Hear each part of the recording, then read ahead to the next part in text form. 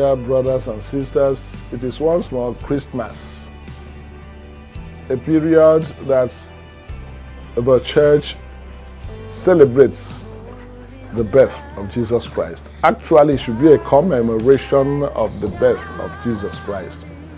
That's what we are doing, Christmas. Christmas. Of course, all of us already know the etymology, the derivation, Mass of Christ, because it is a period that one begins to talk about salvation in the person of Christ. In most Christian churches, we've had 4 weeks of preparation, a period that is antecedent to this big celebration of today. We prepared well, especially spiritually. And then, of course, the physical preparation for the social aspect of Christmas.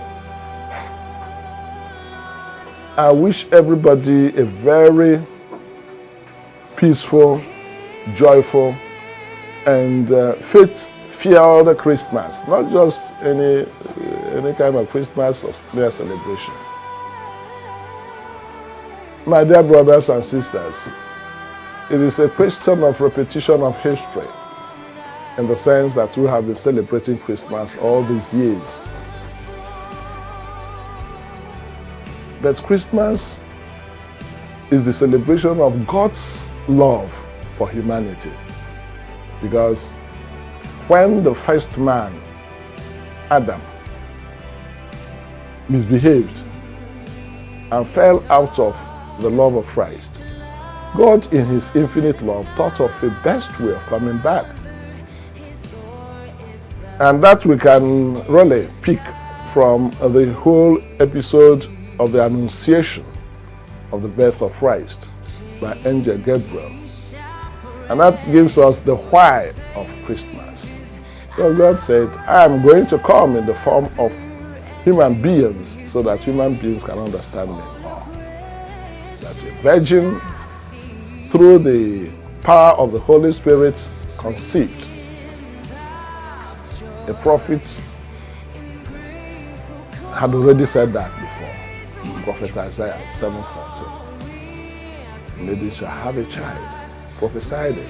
But then, eventually, John the Baptist, who happened to be the forerunner of Christ, came to prepare the way when the angel had already said that he would be born.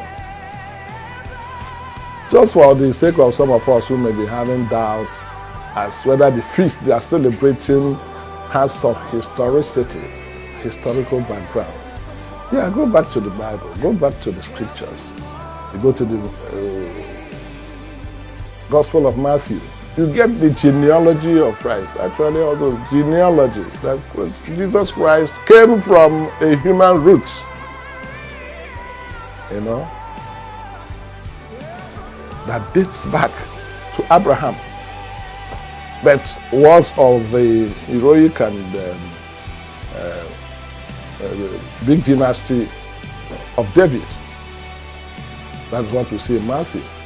Anybody who listens to the gospel and the church, according to the Catholic Church, the Virgin Night, will get the genealogy of Jesus Christ. How it was traced from Abraham down to Joseph, the foster father. Then Mary, of course, happened to be the mother. So that gives the natural setting for the birth of Christ. Why?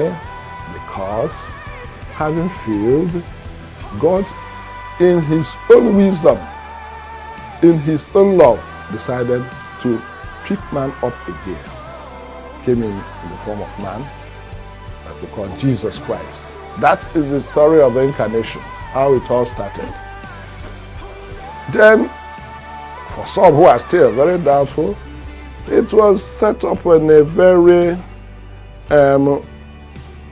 political setup, or rather, set up in a political circumstance. It's happened during the counting of the census, Caesar Augustus, many years. There is need for a census. We have tried in our nation to have a census. It's not that easy. But this one was done. Jesus Christ was born within that circumstance of Caesar Augustus, the census. And they had to go back to their place of origin, which was Bethlehem. They went back to Bethlehem. It was in the process that Mary started the process of giving birth to Christ. That again we can find in Gospel of Matthew, second. Gospel of Luke, please. Get that historical background. It's just to help those who have, these days there are a lot of things being said. That it has its own circumstantial evidence. Then coming to the main celebration of Christmas. Christ was born as a very simple being, human being. Poor human being. Coming to perform the action of a Messiah. He is the Messiah. Swaddling cloth, very poor circumstance. Couldn't even find a place in the inn. So you don't need to be born a prince in order to save. That's one message. You can save human beings, you can bring succor and happiness to human beings in your circumstance. So that's what Christ did, that in his human, poor circumstance, he became man.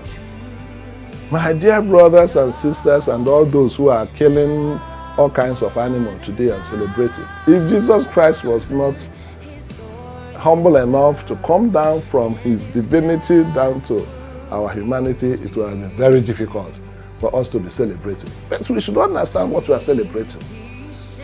We are celebrating our liberation. You see, actually the Jews were expecting a very powerful Messiah. And that was why John the Baptist, the baptizer, when he was in prison, he was already in prison. Why was John in prison? Because John was condemning the status quo, what was happening then. It's just like today in Nigeria. We know that things are not wonderfully good for the poor people. When John started saying it openly, they took him and imprisoned him. While in prison, he started hearing of the wonderful things that Jesus was doing. But then, this Jesus whom he expected to come in with fire and brimstone is talking of love. He's not talking of AK-47. He's talking of getting people, convincing people, giving them freedom. John said, no, please go and ask him, is he the one we're expecting? Or how should we expect another person? And like those who are with us, or who are celebrating Christmas with us, Jesus answered, very simple thing. And that is the message of Christmas. He said, told the disciples of God, go back and tell John the Baptist, the blind see, the deaf hear. These things are very symbolic. The blind see, they see the truth. The deaf hear again. People who even died were raised up. Above all, the good news was preached to the people. Good news of love, good news of redemption. So my dear brothers and sisters in Nigeria, let us take these things that symbolize the personality of Jesus Christ, giving people light, making people to hear better, giving them the good news of hope. These are the things we should preach. So as you are eating your rice and taking your cake and taking shawarma, remember there are people who cannot even take good drink. Today, make effort to go and feed them. There are old people who have been left by their probably rich children. If they are around you, try to show them some kind of love. Street beggars, give them something. It's not enough to tell them, it will be well with you. Do something. And never you say you cannot do anything. Remember that Jesus Christ, whom we are celebrating, was a poor human being, though a very rich God. So in that circumstance, do something to make this day a very happy day. For those who are governing us, we are begging.